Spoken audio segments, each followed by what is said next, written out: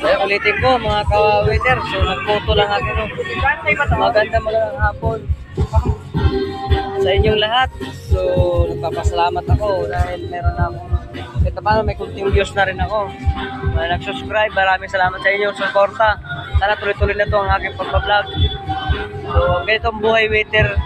Trabaho namin. Pasensyahan nyo na bakit ako payat. Baka isipin. So dahil po sa puyat, gabi-gabi sa trabaho namin. Tapos pagdating ng umaga, di kami makatulog ng maayos dahil sobrang init. Yun nga. So nagpapasalamat na rin ako dahil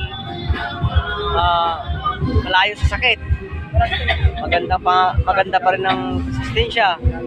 So ganun lang yun mga ka-waiter. So yun, salamat pala sa inyong lahat.